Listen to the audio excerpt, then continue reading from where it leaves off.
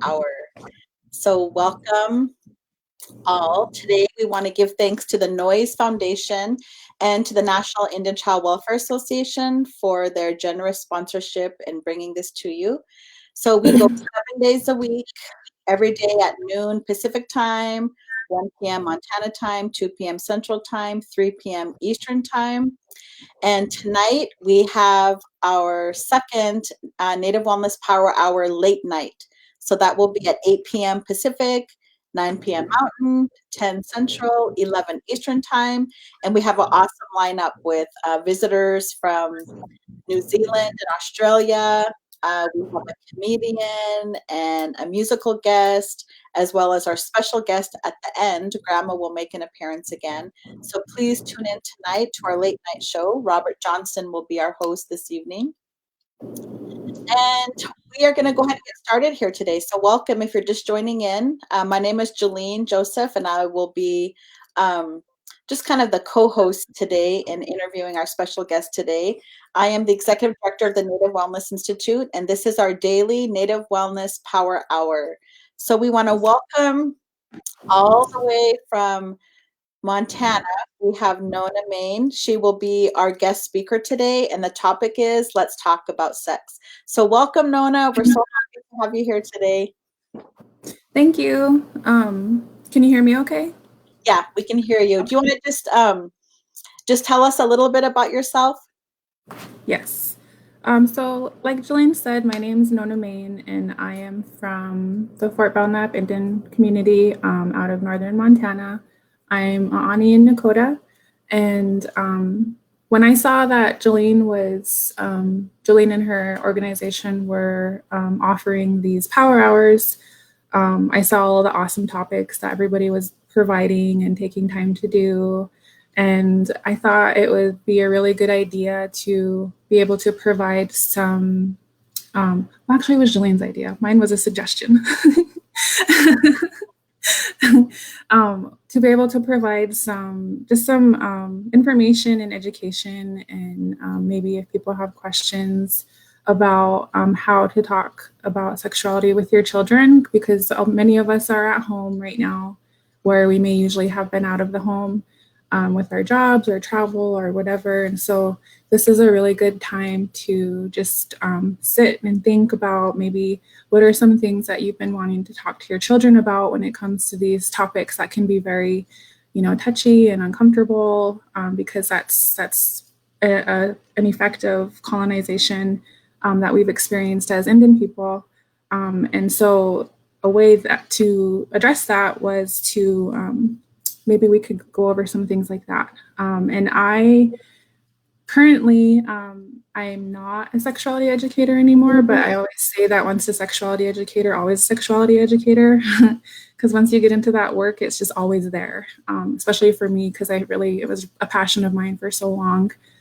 Prior to the current position that I'm in with the National Native Children's Trauma Center, I was a health educator, a sexuality education educator with Planned Parenthood of Montana for their Native outreach program. And so I was with them for almost 9 years, which is crazy to say out loud when I really think about how long I did that work. And I really enjoyed it, and got to know so many awesome people across the state of Montana and almost every Indian community that we have here in Montana. I worked primarily in two of them, my own, Fort Belknap, and also the Crow community of Pryor. So mostly Pryor. I did a couple stints of education in the other communities, but Pryor was primarily where I was at. And so we did a lot, mostly working primarily with Native youth. We were moving into working with more adults, training adults when I moved on from that position. But mostly it was working with Native youth, and it was always the highlight of my day when I was able to work with my youth, because I always say youth are medicine. They're so fun to be around. They're so open-minded, and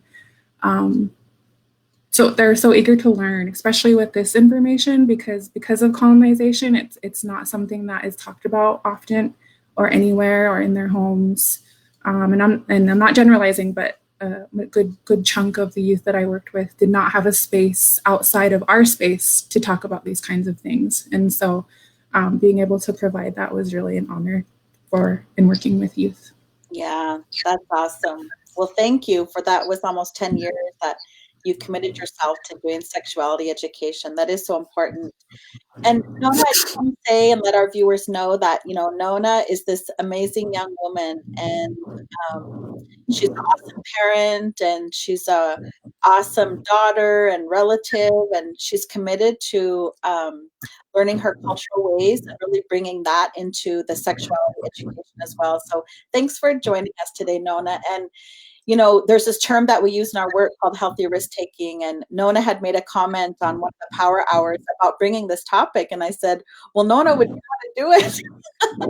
Thanks for taking the invitation and being here today.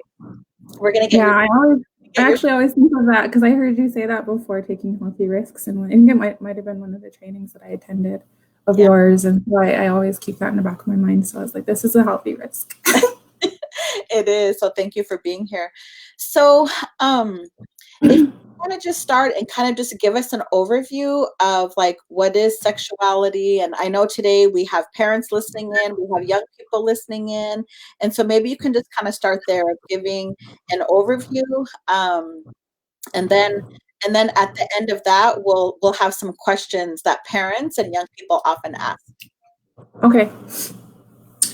So in my experience over the years, one thing that I found, even in beginning with youth, creating that safe space and comfortable space with everybody, anytime I'm working with youth or adults, and we mention the word sexuality, the first thing that people tend to think of is those three words, right? Those three letters, the first three letters of that word, which is sex. And that's all that sexuality is the perception. But it's so much more than that. And learning about those, I think, helps an individual of any age, no matter when they start learning, if they are just now learning about sexuality and what that means, what that is, it can really help you understand yourself, maybe things that you had uncertainties about or questions about. And when you really delve into what sexuality is as a whole, I think it's just a great learning experience. And this is something that is not new to our people. It just has a different name. It has a westernized, colonized name now, sexuality. But prior to colonization, sexuality was just in every part of life. It was just in everything that we did. It was the way that we raised our children. It was the way that we taught our children with different, in nature, or, birthing children, or menstruation, and the ceremonies that we had to celebrate that. It was a celebration of a rite of passage for women. And then it was also, there were rites of passage for boys too, as well. In different tribes. And so currently in present day, now that it has a name, a westernized name, and westernized thoughts and processes and whatnot, within sexuality, there's actually 11 aspects of sexuality. And that could be a whole nother lesson all by itself. But today we're just going to focus on how can we begin to have those conversations with our children about, their bodies, about being safe, about safe touch, unsafe touch, about preparing them for relationships, because relationships is also part of sexuality.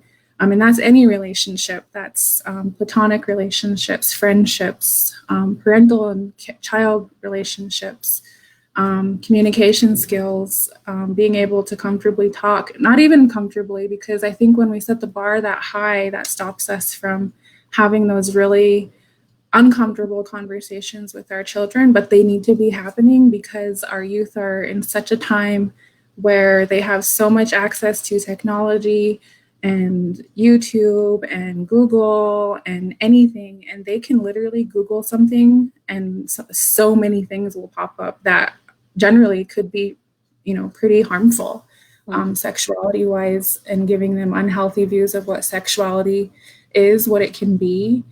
And I feel like with the things that I've researched and learned on my own over the years, learning from different tribes about their views on different things, we had a very methodical way and thoughtful way and respectful way of teaching our children to honor themselves, to honor others in the community, and honoring who they are as they transition into womanhood and manhood, or whatever they identified as. Because another thing too is many tribes had spectrums. There wasn't just male, female genders. There was also other genders in some tribes.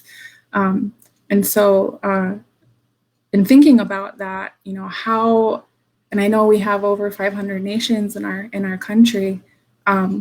If you don't know that, what your previous or what your historical tribal viewpoints or beliefs are around sexuality, I encourage everyone to research that if they're able to. Maybe you still have a knowledge keeper or an elder who has that information, and it's as simple as taking tobacco or whatever your protocols are to that knowledge keeper to ask, what did we do for our children when they were transitioning into adulthood?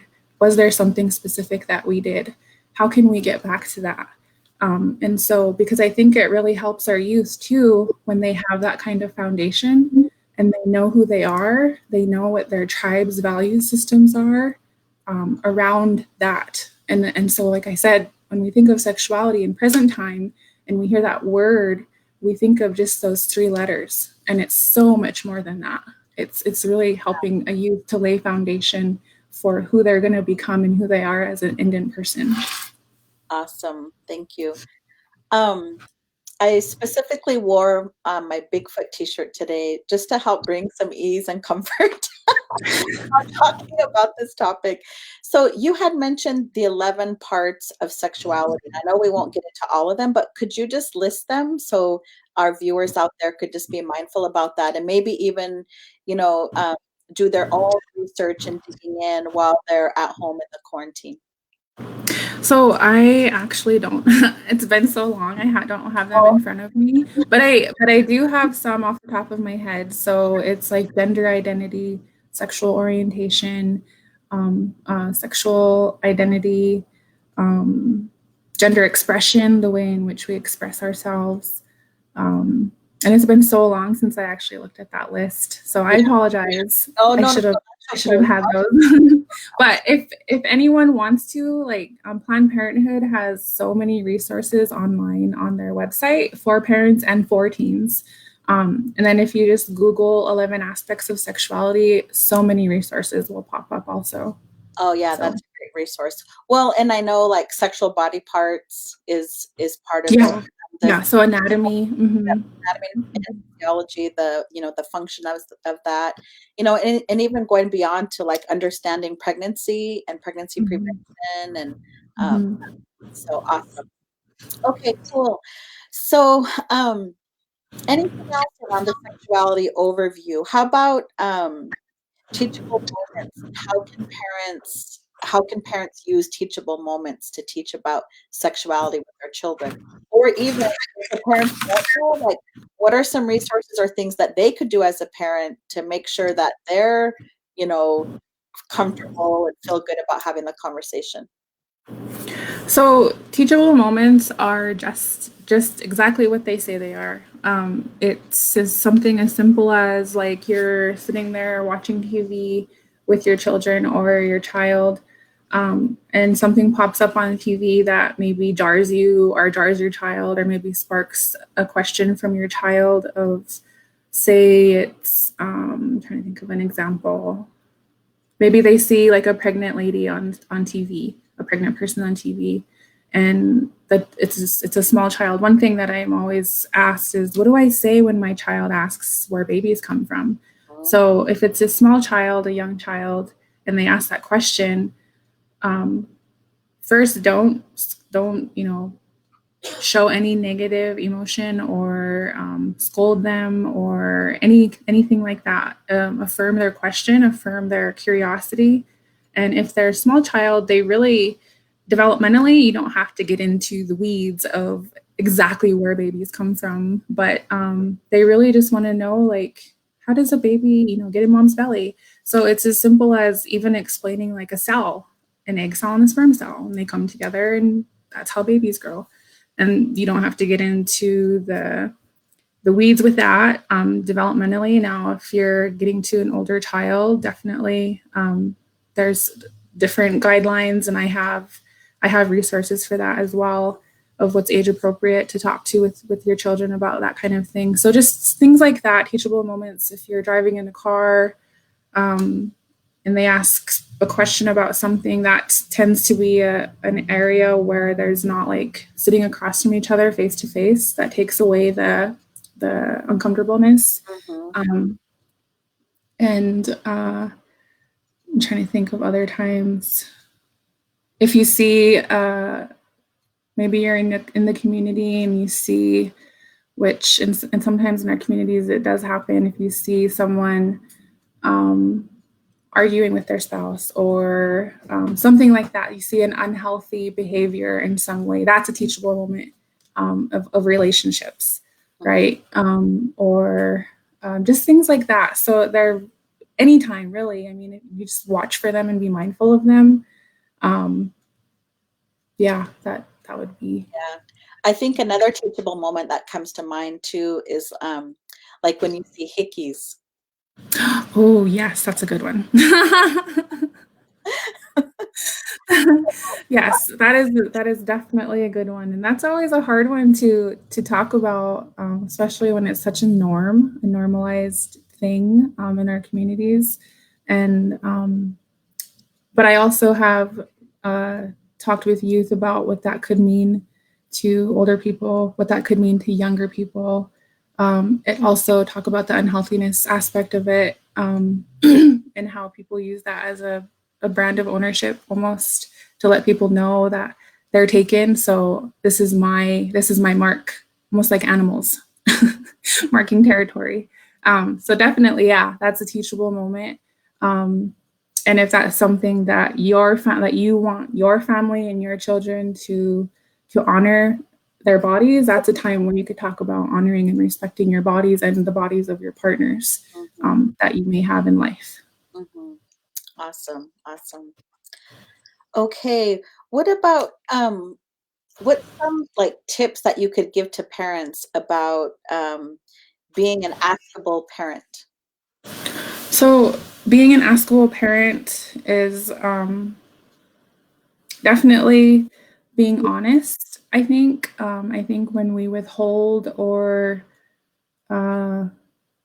try to minimize or cover the information they're asking for, that can create a sense of distrust with your child, especially if they're a small child and they grow up and then they learn the actual information later, and find out that what you told them wasn't true or was kind of withholding some information that they were ready to receive. So honesty is the best policy of answering these questions, as long as they're age appropriate, of course. And one thing that I know in our communities and in our cultures, we tend to rely on our extended family quite a bit for a lot, and this is part of that. Too, I think, in terms of using a personal experience, I have offered that to my sister. And I have had conversations with my nephew, which, culturally, I know in some tribes that wouldn't be necessarily appropriate because I'm a female and he's a male. But because my sister entrusted that with me, and I felt comfortable, and I know that she's not quite comfortable with that, and that's okay. If that's something that you are just not comfortable with, that's okay. But find someone for your child or for the youth in your life to talk to, so that they can ask these questions and get the medically accurate and factual information and answer to their questions, so that they're not getting misconceptions or myths or wrong information from their peers, because they do, and it does happen, and then they make decisions based on that misinformation, and that's when they could potentially, put themselves in a situation that they may not have been ready for. whether it be contracting a STI because they just didn't have the right information to protect themselves, or an unplanned pregnancy that maybe they're not quite ready for. And then if whoever the caretakers are, if that's the parents, or if it's the grandparents, because we do have a lot of grandparents that are raising their grandchildren, again, that could be a time where the grandparents can reach out to an extended family member, maybe an uncle for the boys or an auntie for the girls, or help whatever their cultural teaching system may be, to utilize that as best they can. And to be ready for questions. So that they're going to get to an age where they're going to get really curious. And maybe they're already really curious, because who are little question boxes when they're like 5 and 6? Our kids, right? They ask a bajillion questions. And so being ready for those kinds of questions, and being comfortable with teaching at least the body parts, the names of body parts, especially with small children, because of I don't want to say the potential, but because that sexual abuse can sometimes be rampant in our communities, they need to be able to communicate to an adult or someone, and have the right names and anatomy so that they know what to say, teaching them unsafe touch, safe touch, so that knowing the names of the body parts and making sure that it's accurate and not like nicknames. Because if they are actually reporting to an adult or disclosing to an adult, and they have to explain this to a police officer or a victim's advocate, they're going to be asking them questions. And if they don't say the actual word, that could potentially harm, them actually getting help. I think another important part about that piece is,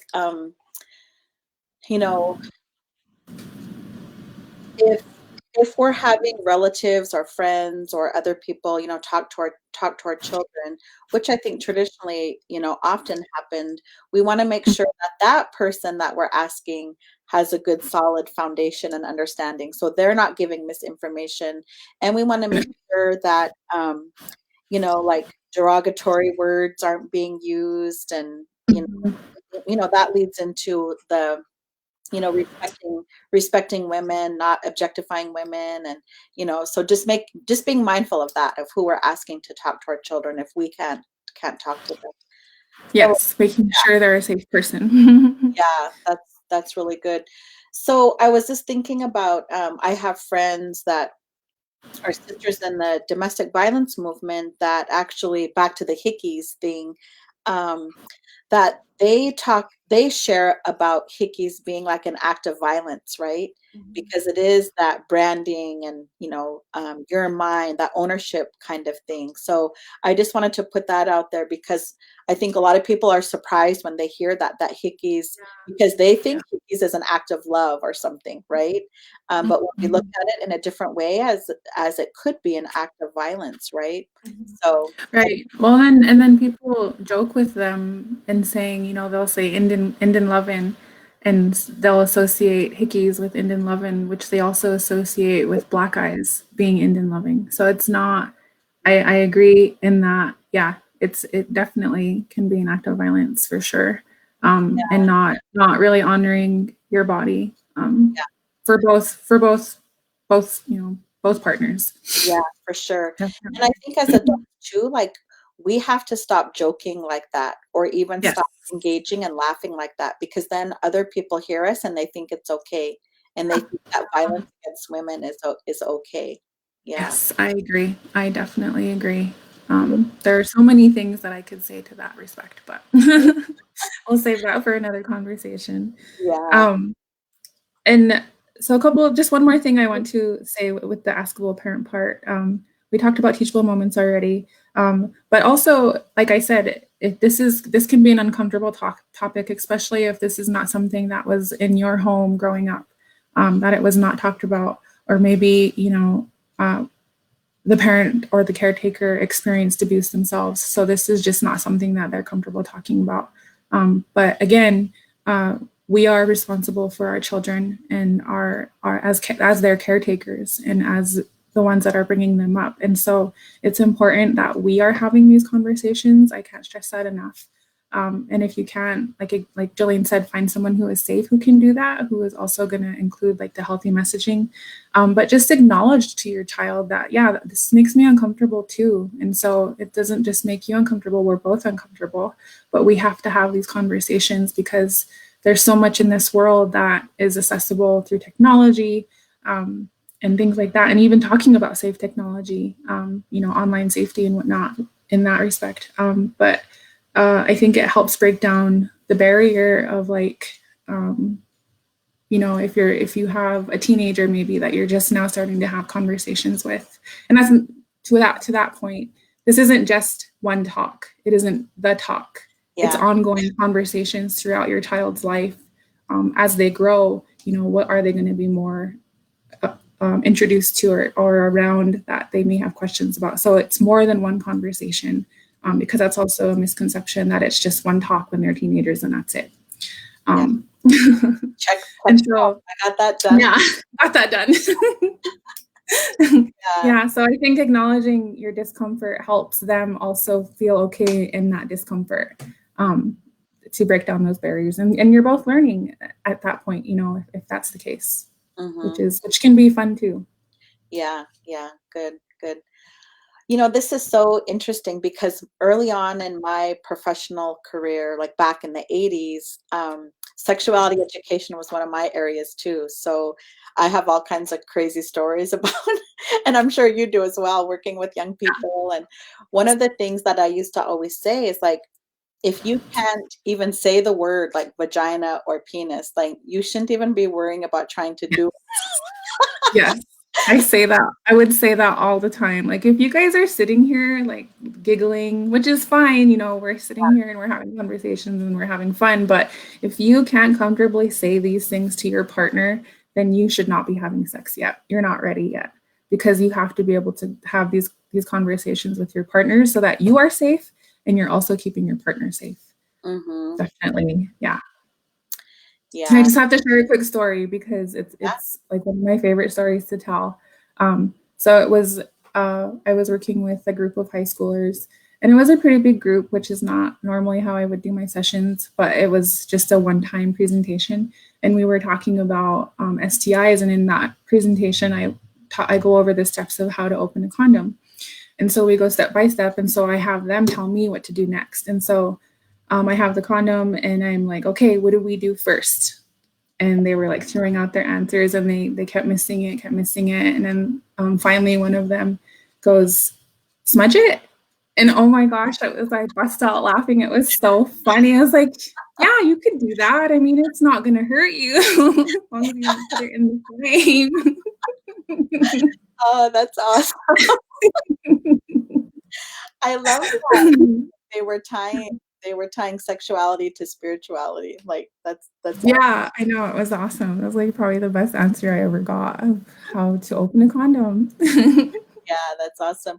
So I'm watching a couple of the comments on the side, and there was someone talking about how as an uncle, he's having these discussions not just with his sons, but his nephews as well. So that's awesome. Thank you for that comment. And I think that's part of why we wanted to have this session today, is like, while we're at home and we may have more time, like this is something definitely that we could explore as adults. If we feel we don't have the knowledge or the comfort level, like we can do our own research. And I always say, as parents, as adults, like we can do redos. So even as parents, if our children are older, like we can still go back and have a conversation about this, about sexuality and about how we view our bodies and how our bodies work, and all of that kind of stuff. So I'm just really glad that you're here today, Nona. So let's get into some questions. I know you've had tons of questions from adults and young people. So the first question often that you hear from adults is, how do I talk to my child about sex? So if this is something that you are just now starting, so let's say you have a 12-year-old that you're just now starting the conversations with. First, if they don't know the anatomy, the names of the anatomy, I would start there just so they know, what you're referring to, where, because this is going to come into play when we're talking about pregnancy prevention, right? So you could start there. I mean, like I said, this is going to be ongoing. So if you don't want to do a full-on crash course with that, if that question comes up, you could say, okay, that's a really good question. And if you're uncomfortable, you could acknowledge that at that point and say, it kind of makes me uncomfortable, but you're asking me and you want to know, so that makes me think that you're serious. And so if they're 12, we hope that they're not sexually active yet, but there are cases where 12-year-olds are sexually active. And they may or may not disclose that. But don't assume that if they're asking about sexual activity, that they are already doing it, because they may not be. They may be asking purely out of curiosity, or they may be asking because they are thinking about it, maybe. So if it's a 12-year-old, acknowledging that it can be uncomfortable, but because you're asking me, maybe you're ready to talk about some of this stuff more in depth. And so if you are in a time where it's just completely out of the blue and you're in the middle of doing something or busy, you could let them know, like, I'm really glad that you asked that question, but let's set aside a time that we could talk about it more in depth, and we'll have multiple conversations. And so when we sit down for the first time to talk about this, this question that you have, this is what we're going to start with. And then you can let them know, like, to be prepared too, like, this is what we're going to start with. And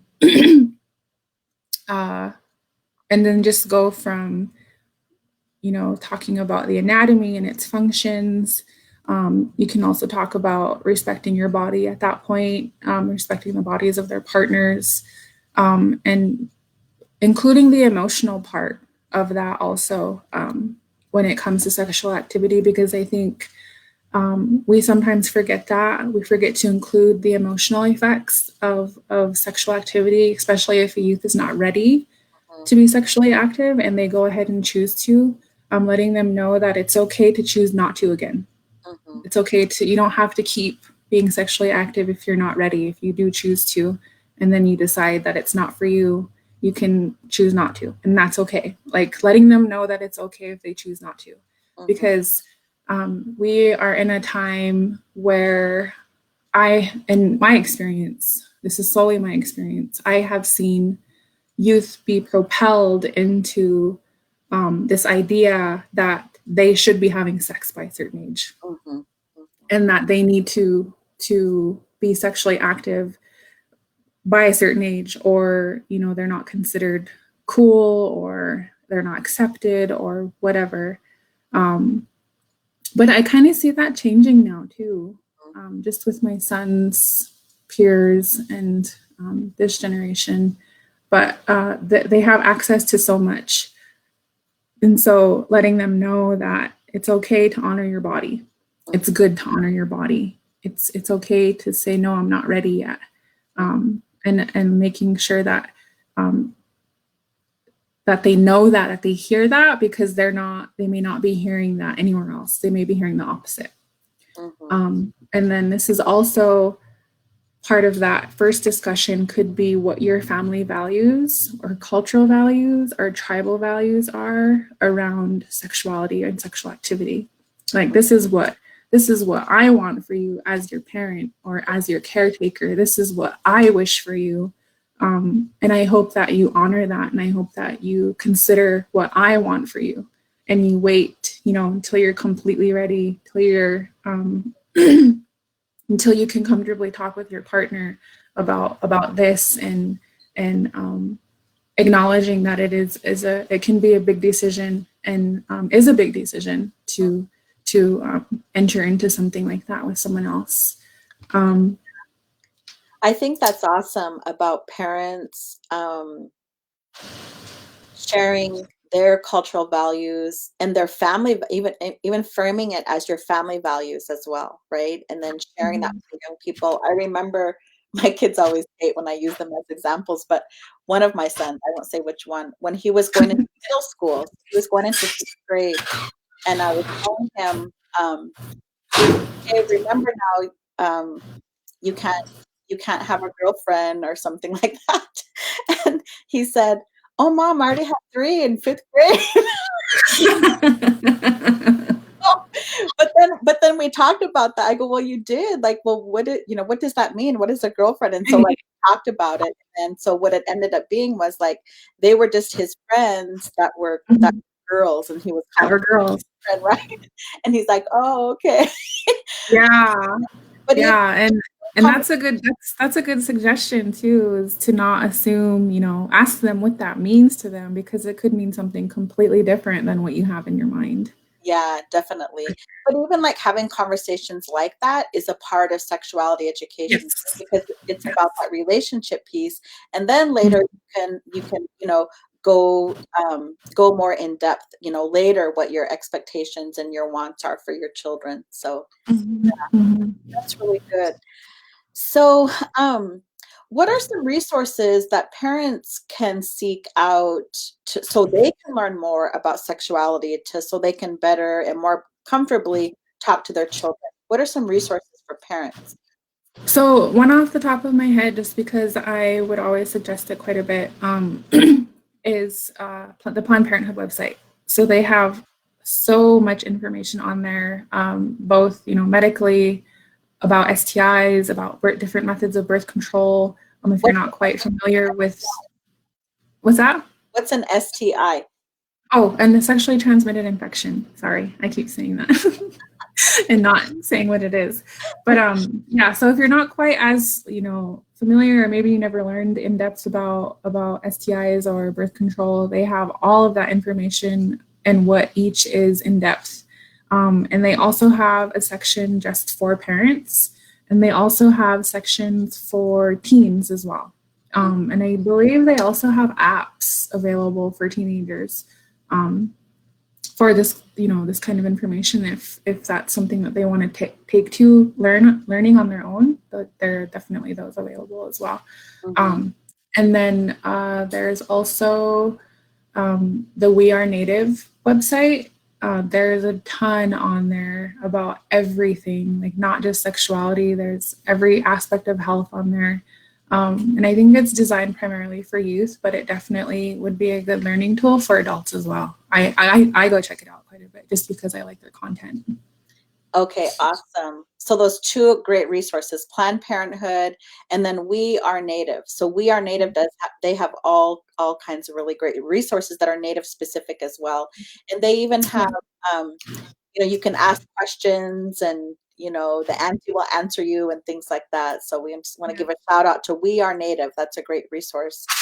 And then I don't know if you have a copy of this still, Jillene, but this is that manual that you helped make. I do still have that. So this is a great resource too. You can Yeah. just have June post it every day. Just kidding. But, but Actually, I can take a it picture goes through age 3. It starts from age 3 and goes clear to 12th grade, which is why I love it so much, because it gives parents a guide to what they could be talking about with their children, as they age. Yeah, definitely. I'll post that on our Facebook page. It was a Native specific um, manual that several of us developed years and years ago. Seems like a lifetime ago for Planned Parenthood. So I can post. Let's see. I know you had mentioned young people getting on YouTube as an example, or there's when we're seeking information, there also could be things that are traumatizing as well, right? Like especially if Mhm. porn and things like that. So, what are some things that parents can do to make sure that their young ones aren't going to inappropriate places on the internet? So I think with all apps, well, with the exception of the ones that are intended for youth, if they're letting their small ones, stream on YouTube, there's parental settings that you could put in. But I mean, it's just you really have to watch like what they're entertaining with on YouTube, because I know that there's been instances where hackers have been able to get into that content and interrupt streaming and do whatever, and then they've also taken to utilizing cartoon characters, but they're like doing really inappropriate things that are not for children's eyes. And so they do have that YouTube Kids app, and there are parental controls, I believe, that you can set to make sure that they're not, going to inappropriate streaming channels and whatnot. And that's also, I mean, even with any, TV provider and on your TV, you should be able to do that as well. And then just checking their content too, checking the history, to make sure that these things aren't popping up accidentally too. And if there are, that could be something that you could even sit down and talk about your child with, like, did this pop up, or did something pop up that maybe kind of weirded you out or that scared you that you want to talk about? And just checking in with them. So being really mindful of what your youth are engaging in on social media, and streaming. And I know that as parents, sometimes that might feel invasive, like you're invading their privacy. But at the end of the day, you are their parent, and you pay their cell phone bill most of the time. We are the ones that pay, and so it is your parental right to make sure that you are keeping track of what they're doing on those social media apps, because that's also a way that traffickers, human traffickers, can access our young people, is through those.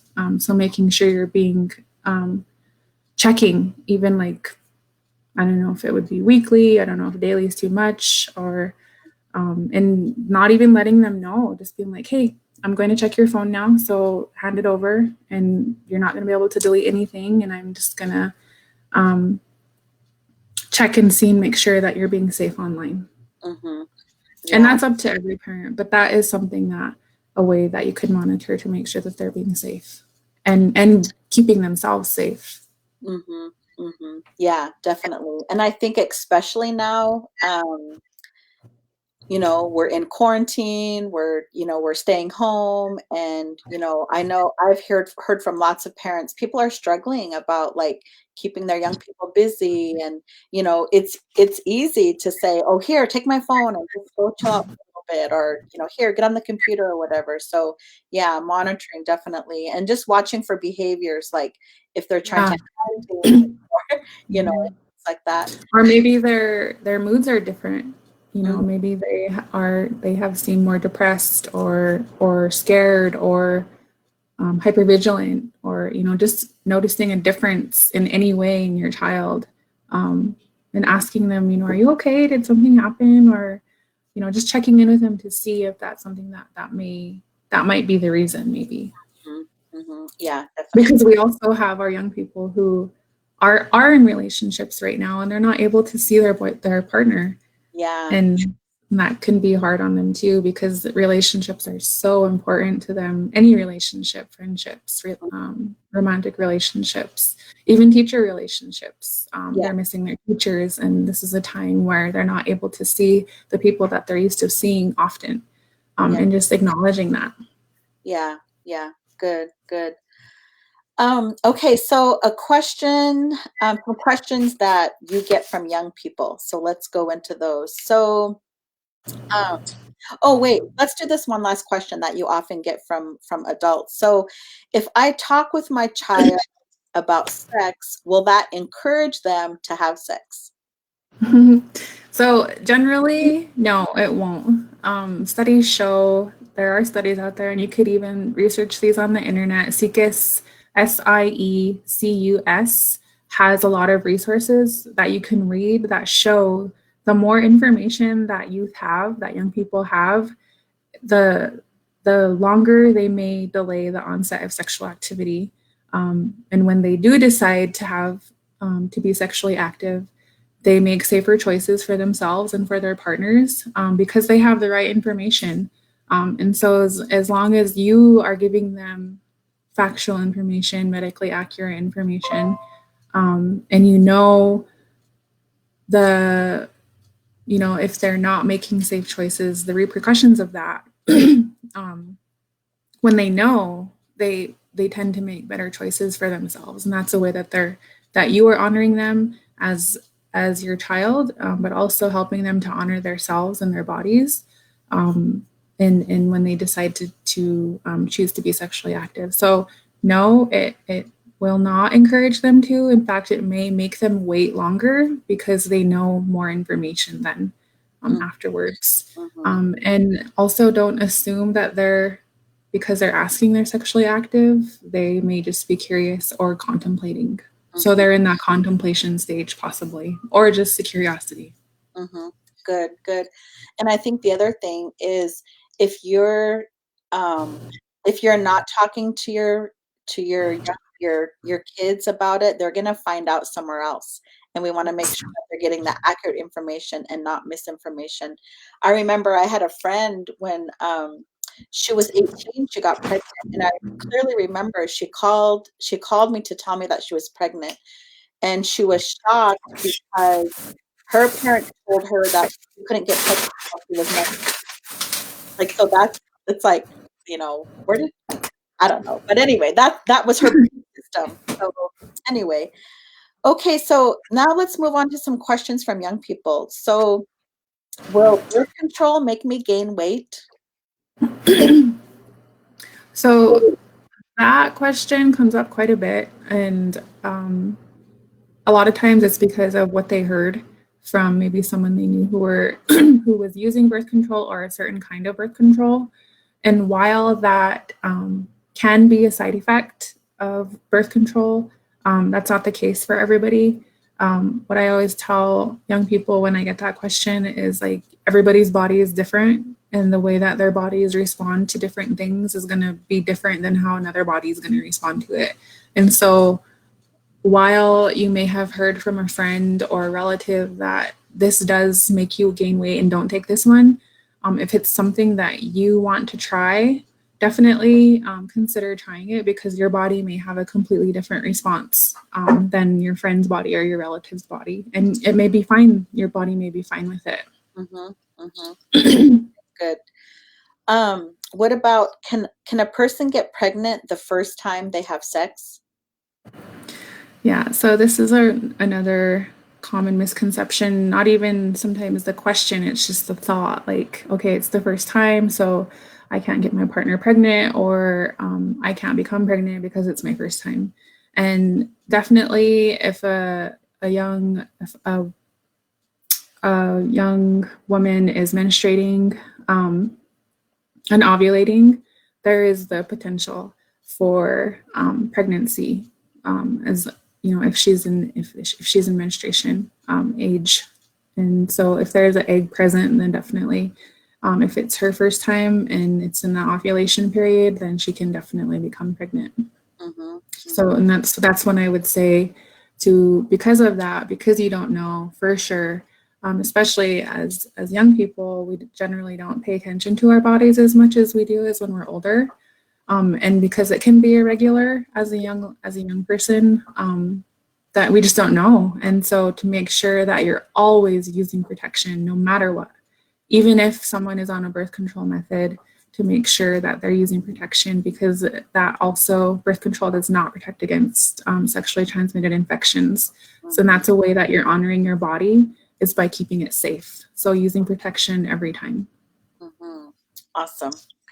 So along those lines, another question that young people often ask is, can I use 2 condoms to be safer? So you'd be surprised at how often this question comes up, and how common people think that it is actually okay. It's funny. It's funny, but not funny. I mean, I don't sit there and think, oh my God, that's what you think. I don't do that. But so no, a person should not use 2 condoms at the same time. And that's both external condoms, which is the male condom, or internal condoms, which is the female condom. So do not use two external condoms together, and definitely don't use an external and an internal condom together at the same time, because what happens is friction itself breaks down the condom. And so if you're using two at the same time, it's actually going to reduce the safetiness of them, and can potentially cause them to break. And so the whole purpose of using a condom is then defeated. So no, doubling up does not make it safer. Okay. Double safe. Maybe that's where that joke came from. Did you ever hear that joke? Do you smoke after sex? And then the other person said, I don't know, I never checked. I never checked. Okay, so moving on to another question from a young person. What is the right age to be sexually active?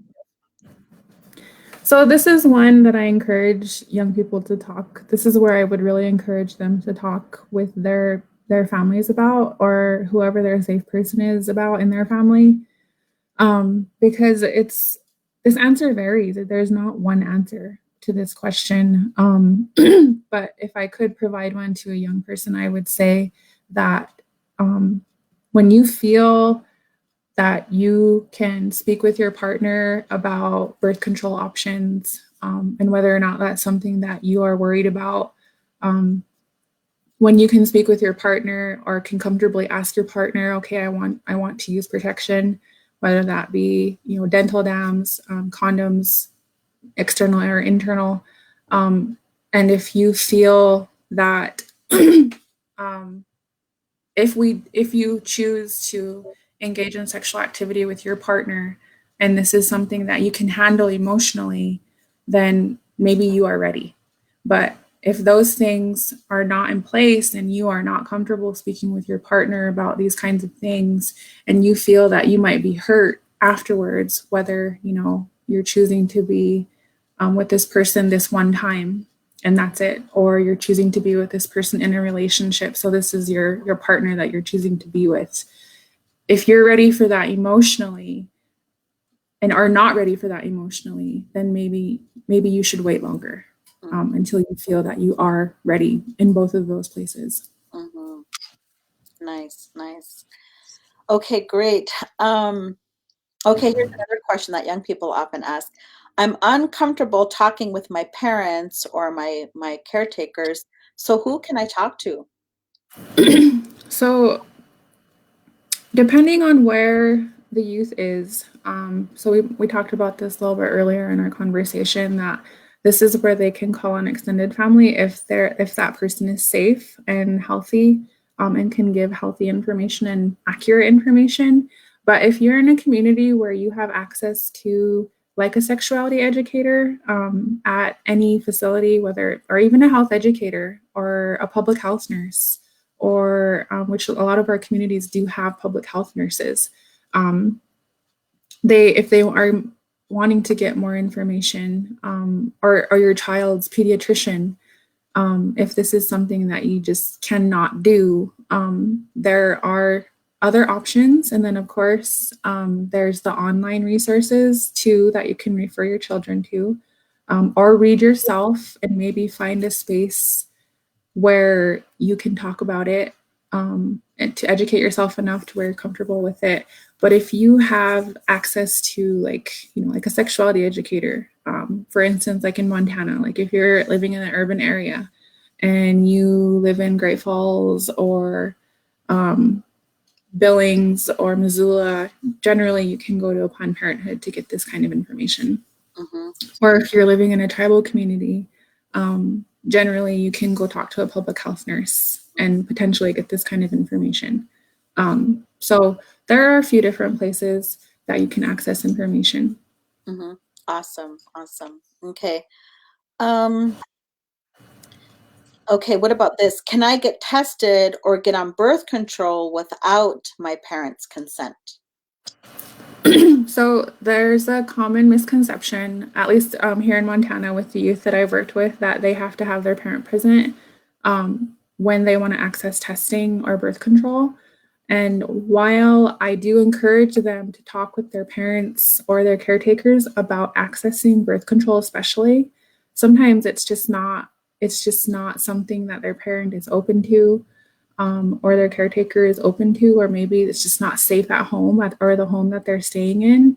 So I do share this information with youth that yes, you can go to any IHS facility or health facility in Montana.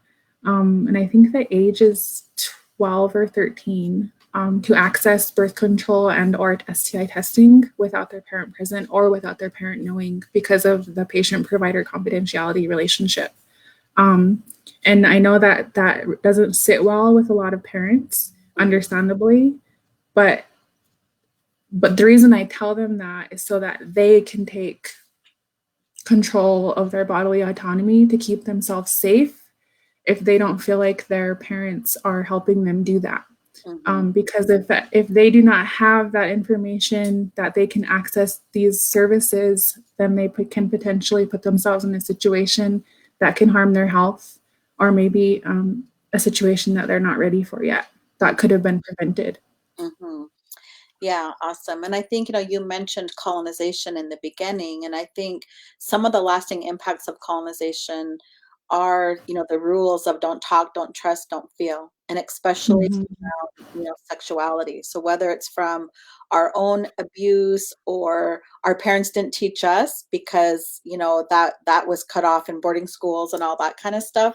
I think Mhm. using this time while we're quarantined, like even to do some healing work around that, letting Yes. some things go and, so we can Yeah. move forward in a good way. And, when we do education with young people, we'll often separate the young women with the young men and have our own conversation, and then we bring them back together. And I always remember this one time we were talking, I was talking to the young women, Robert was talking to the young men, and we were talking about their vaginas as sacred and their penises as sacred, their eggs as sacred, their sperm as sacred. Of course, there was lots of laughter and, all of that kind of stuff.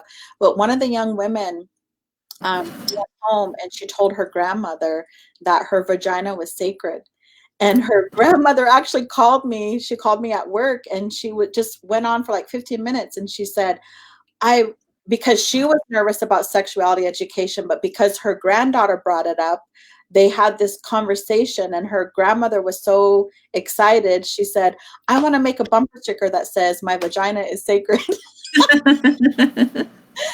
But I just share that because that is part of the cultural teachings, right? That our sexual Mhm. body parts are sacred. And I think oftentimes we don't view that, right? No, no, because that is a lasting impact of colonization. We've been taught that it's dirty or that we don't talk about that, and um, it's not something that we do, or so it's a really negative view of sexuality in general. Whereas before, it was a very celebrated part of who we were as humans because it meant that this is how we carry on our life cycles. This is what we teach our children so that they can grow up and to keep our people going. Mhm, Um, and you bring up the grandparent aspect. I have found that when the information is presented to them, they open up mhm, generally. So I think it's this generation gap that they maybe didn't experience these conversations either. And then so they didn't have those conversations with their children. And then now it's the grandchildren. But when they come together, man, it's so awesome to see and to experience and the feedback that they get because they do want it for their youth. They do want it for their grandchildren. yeah, yeah, awesome. Well, we're already at the end of the hour, Nona. That was so good. Thank you so much for joining us and for all of the great information that you shared. Um, and for those of you listening, we want to really encourage you to use some of the online resources that were shared today. We want to encourage you to talk to your young people about sexuality, all the parts of sexuality, especially while we're quarantined. We want to remind you that tonight is our Native Wellness Power Hour late night, starting at 8 p.m. Pacific time. We have Tosh. I see her listening in from Auckland, New Zealand. She's going to be one of our guests tonight. We have another one of our friends from Australia is going to be on, and a comedian and a singer, and it's going to be an awesome show. And then tomorrow starts our week 5 of our Native Wellness Power Hour. And we have Movement as Medicine with Dancing Earth. That will be on Saturday. Sunday, we have prayer songs from many nations. So across Native country, we're going to have different singers.